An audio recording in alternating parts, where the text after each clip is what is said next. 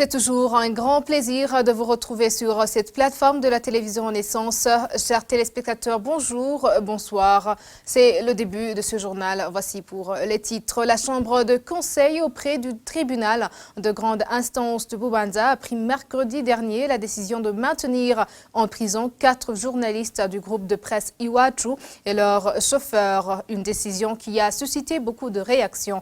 Pour la Fédération internationale des journalistes, elle estime que ces journalistes sont injustement incarcérés et appelle à leur remise en liberté. Le journal en ligne Nawe TV a été suspendu par le Conseil national de la communication CNC. Les raisons dans ce journal. L'une des raisons pour lesquelles le gouvernement ne veut pas reconnaître qu'il est attaqué par des groupes armés burundais, c'est qu'il ne veut pas verser des indemnités de guerre aux militaires. Ce sont les propos de Bonfils Nyongere, un journaliste indépendant. Voici pour les titres, à tout de suite.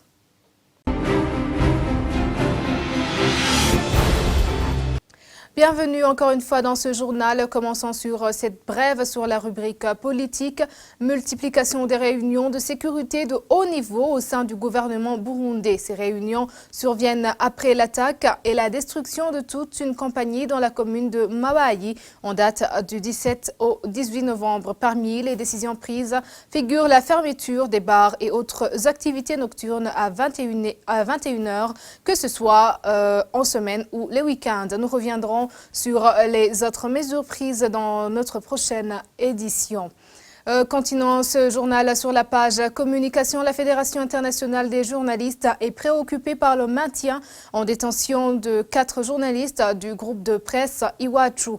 La cour d'appel de Nahangwa a rejeté mercredi la demande de libération de ces 4 journalistes. Par contre, elle a décidé de la mise en liberté provisoire de leur chauffeur. La FIJ estime que ces journalistes sont injustement incarcérés et appelle à leur remise en liberté. Ernest Sagaga est en charge du département des droits de l'homme et de la sécurité des journalistes. Suivez. Côté, nous nous réjouissons du fait que notre collègue, le chauffeur de 4 journalistes, a été libéré. Comme eux, il était détenu sans aucune raison. Saluons sa libération provisoire. Mais nous sommes évidemment attristés par le fait que la détention continue pour les 4 autres, alors qu'ils n'ont rien fait de mal, ils n'ont commis aucun crime. Ils ont fait leur métier en toute transparence, puisque s'étaient rendus dans cette province en ayant informé à l'avance les autorités locales. Donc, il n'y a aucune raison de les détenir en prison et ils devraient également être libérés sans condition. Nous maintenons la pression sur les autorités du Burundi en continuant à en parler justement et en continuant à réclamer le respect de leurs droits de travailler et d'exercer leur profession de journaliste en toute indépendance et en toute sécurité. Et nous pensons que tôt ou tard, nous espérons bien entendu tôt plutôt que tard, que les autorités burundaises prendront conscience de leurs obligations et vont libérer sans plus tarder nos 4 collègues. Les reporters du groupe de presse Iwachu sont poursuivis pour complicité d'atteinte à la sûreté intérieure de l'État. Ils ont été arrêtés le 22 octobre en province de Bubanza où ils se rendaient à Musigati en reportage sur les affrontements entre les rebelles et les forces de l'ordre. Ce 22 novembre fait donc le 32e jour d'incarcération des 4 journalistes à la prison centrale de Bubanza. Le journal en ligne Nawe TV a été suspendu par le Conseil national de la communication CNC. La raison de cette suspension est que Nawe TV diffuse de fausses informations qui violent la déontologie journalistique. Le CNC appelle aux médias de respecter la loi régissant la presse au Burundi et de travailler avec une autorisation du CNC. Suivez. Ico kinyamakuru nawe carihaye uburenganzira atabwirizwa na rimwe gikurikije. Le journal en ligne Nawe s'est arrogé le droit de procéder à l'ouverture d'une plateforme Nawe TV sans déclaration de la publication au Conseil national de la communication en violation de l'article 23 régissant la presse au Burundi. Le journal Nawe publiait ces derniers jours des commentaires enfermant des propos injurieux et diffamatoires portant atteinte à la dignité humaine et de certaines personnalités du pays, en violation des articles 1, 2 et 5 du Code de déontologie de la presse au Burundi. Le journal Nawe s'est adonné encore une fois à la publication des commentaires portant atteinte aux bonnes mœurs en violation de l'article 62.f de la loi régissant la presse au Burundi. Pour ce, le Conseil national de la communication a pris la décision suivante. Premièrement, la plateforme Nawe TV du journal en ligne Nawe est désormais interdite pour des raisons déjà évoquées. Deuxièmement, la rubrique commentaire du journal Nawe est suspendue jusqu'à nouvel ordre. À côté du journal Nawe, le CNC est profondément préoccupé par la création spontanée d'organes de presse en ligne en violation des lois et règlements régissant le Conseil national de la communication. En effet, cette attitude risque de déboucher sur une dénature à perturber l'ordre public, à la dépravation des mœurs et à la désinformation avec tout ce que cela comporte comme conséquence. Plus grave encore, ces médias sont souvent créés par des personnes non initiées au métier de journaliste et non reconnues par le CNC. Kuko batiyandikishije mu gitabo gisanzwe cyandikwamwo abamenyeshamakuru bakorera mu Burundi. Revenons sur la page politique. Le gouvernement ne veut pas verser des indemnités de guerre aux militaires. Ce serait l'une des raisons pour lesquelles il ne veut pas reconnaître qu'il est attaqué par des groupes armés burundais. L'explication est de Bonfils Niyongere, journaliste indépendant. Il s'appuie sur l'expérience du passé. Bonfils Niyongere était invité dans l'émission Club de la presse. Oui, ça pourrait être lié puisque l'indemnité de guerre ou l'indemnité d'opération pour les militaires doit être versée lorsque le pays est déclaré en guerre.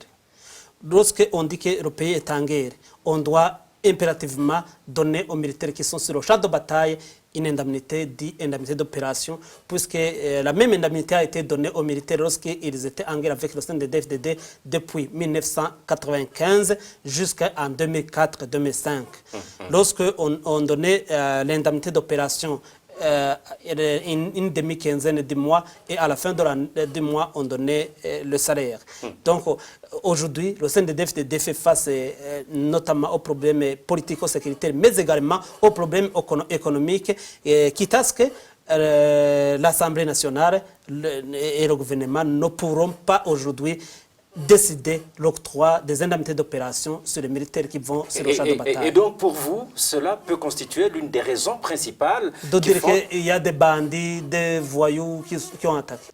Sur cette même page, le Rwanda n'a pas d'intérêt précis pour attaquer les positions militaires burundaises. Le gouvernement burundais et ses complices ont tort d'accuser leurs voisins. C'est l'analyse de Méthode Ndikumasabo, ancien officier de l'armée burundaise. Il a dit après avoir entendu la déclaration du directeur de la communication au ministère des Forces de Défense, déclaration selon laquelle l'attaque armée dans la Kibira samedi dernier a été faite par un groupe venu du Rwanda et qui est retourné après l'attaque.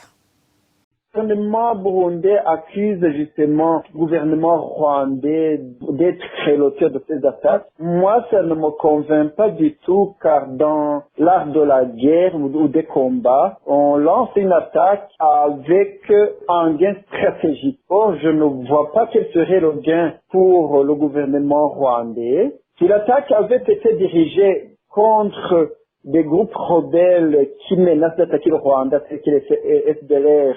Là, je comprendrais que le gouvernement rwandais puisse attaquer ces groupes. Bon, il ne l'assumerait pas. Un autre argument qui me pousse à ne pas penser au Rwanda, c'est que même s'il est vrai qu'il y a des tensions entre les deux pays, pour qu'un pays attaque un autre, il faut vraiment qu'ils aient atteint un point de rupture irréversible, ce qui ne me semble pas être le cas. Et en plus, dans cette hypothèse, c'est-à-dire l'hypothèse d'un pays qui attaque un autre, généralement, le pays qui attaque assume, ce qui, de nouveau, n'est pas le cas. En tout cas, les médias ont dit que le Rwanda n'assume pas du tout cette attaque. Et donc, ça m'étonnerait que ce soit une attaque qui soit faite directement par le Rwanda. Qu'il pousse nous l'autre groupe rebelle, qu'il soutienne notre groupe rebelle, ça c'est une autre question. Mais il faut un peu plus de temps pour y voir plus clair. Les gens se décident à prendre les armes comme dernier recours. À mon avis, il est important, il est primordial d'abord la voie de résolution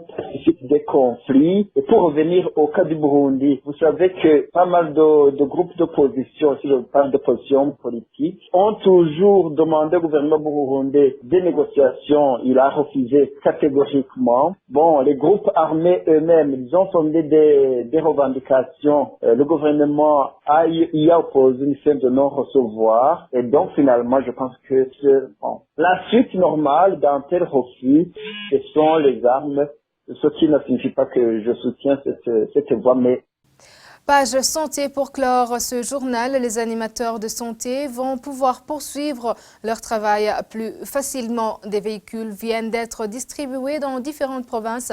Pour cela, selon Tade Ndikoumana, ministre de la Santé publique, la population pourra ainsi avoir un accès facile aux médicaments. Suivez Tade Ndikoumana. C'est une activité qu'on a commencée il y a quelques jours et qui continuera dans les différents districts où se trouvent les hôpitaux. Ce don de véhicules, on les a distribués avec d'autres équipements destinés aux animateurs. Ces derniers sont venus dans le district de Kinyinya pour pouvoir attendre que d'autres équipements nous parviennent. On a préféré distribuer ces véhicules dans les districts sanitaires parce qu'ils ont été achetés dans ce cadre pour que les animateurs puissent continuer leurs activités puisque leurs véhicules étaient complètement amortis. En général, on distribuera 18 véhicules dans 18 districts. Il y aura d'autres qui vont nous parvenir pour que la population puisse avoir suffisamment de médicaments sans aucune difficulté et que leur santé évolue. Eh bien, c'est par ici que prend fin ce journal. Merci de nous avoir suivis. À la prochaine édition.